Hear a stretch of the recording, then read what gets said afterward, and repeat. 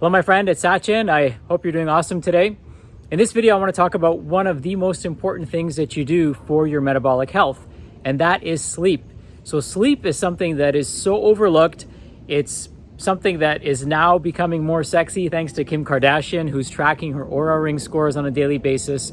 It's something that is so overlooked when it comes to somebody's healing, because many people are, in fact, ironically up all night looking for answers, when instead they would be far better off getting a good night's sleep or doing something to get a good night's sleep instead of being on their computers.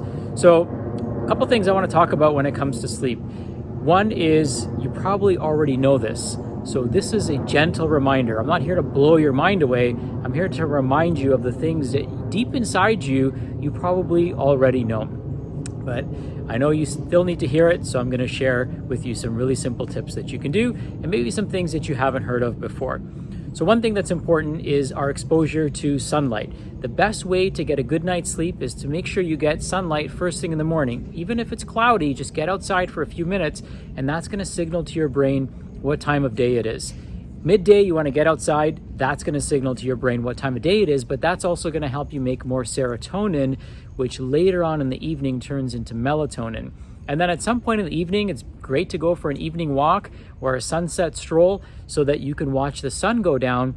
And as the sun goes down, the beautiful thing about that is that's going to be a little nightcap to your day, and it's going to tell your brain it's time to start winding down. After the sun goes down, I'm going to encourage you to turn off all overhead lighting. Overhead lighting tells your brain it's the middle of the day. I want you to use uplighting instead, which comes from the ground up. So below the horizon, any lighting is going to be fine. Ideally, you want that lighting to be a warmer color temperature. So you can choose like a 1500 Kelvin temperature bulb, or you can choose a 800 Kelvin temperature bulb, which is more in the red zone. And these bulbs are going to be able to light up your space. However, they are not going to decrease melatonin production. If you're really looking for enhanced sleep, one of the things I recommend is a lights out challenge, where you turn off all the lights after the sun goes down, only candlelight and red light, and no TVs, no screens. You can read books and things like that, old school if you want. And that's going to be your fastest, most effective way of getting a good night's rest, is to realign your circadian rhythm and your biological clock with the sun and watch the magic unfold. In fact, many of my clients wear an Oura ring like I do, and so we're able to track what happens when they do a sleep challenge, and the difference in their sleep and health is profound within just the first night of doing this. So I challenge you to do this if you're struggling with sleep or you're not finding your sleep is restful.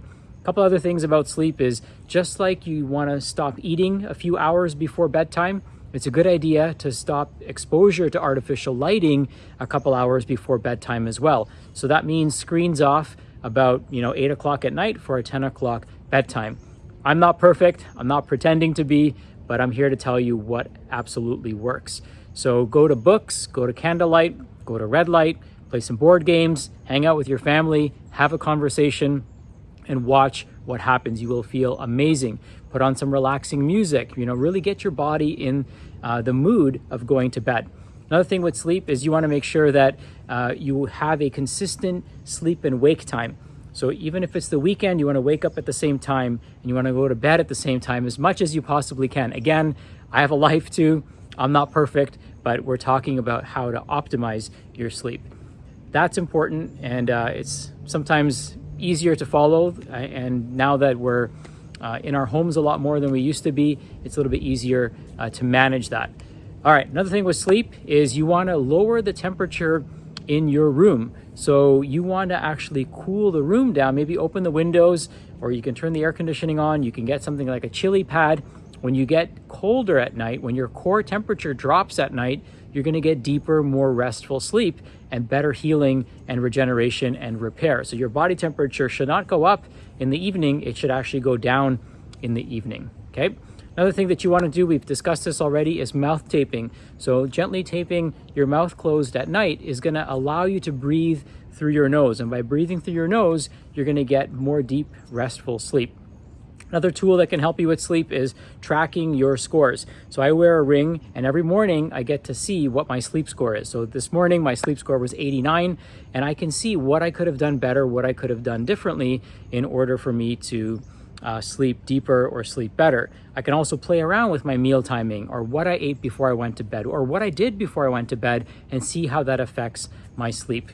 I also love essential oils. One of them is lavender. So lavender is a great way for us to get into a state of relaxation. So you can diffuse some lavender oil along with your red light bulbs, along with soft music, along with turning off all overhead lighting and having conversations in front of candlelight or whatever the case may be.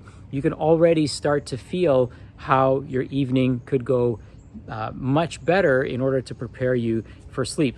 Sleep is one of the most important things that we do in order to heal our muscles, in order to heal our cardiovascular system, in order to heal our immune system, our digestive organs, and also, more importantly, to heal our brain and cognitive function. How you're sleeping determines how well you're going to heal. It determines the hormones you're going to release. It determines the cravings you're going to have tomorrow. It's going to determine how satiated you are after you eat. It's going to determine how sharp you are, how creative you are, and how cognitive you are the next day. And so many other things. So many things rest on how well you sleep. And so I want to make sure that that's a priority for you if metabolic health is a priority for you. And one thing to keep in mind is when you're sleeping at night, what's cool is that your body has shifted gears and it's in the most parasympathetic state that it's going to be in, the most relaxed, most healing, most regenerative state that it's going to be in. So I want you to try to see if you can increase the amount of time you sleep. Adding an hour a day will probably add about 2 more hours of productivity in your day. So it's not about time, as you probably know, it's about productivity. So if you could sleep an hour longer but get 2 more hours of productivity, that's a pretty huge win. So make sure you get some good rest tonight. Starting tomorrow morning, get some sunlight more in the morning, midday, sunset, turn off all the overhead lighting, and as I said, watch the magic unfold. You can thank me later. This is one of the most simplest, most profound things that you can do when you sleep better, and your entire family will sleep better, and you'll be thankful for that as well, because it is literally one of the most important things we do for our health and healing.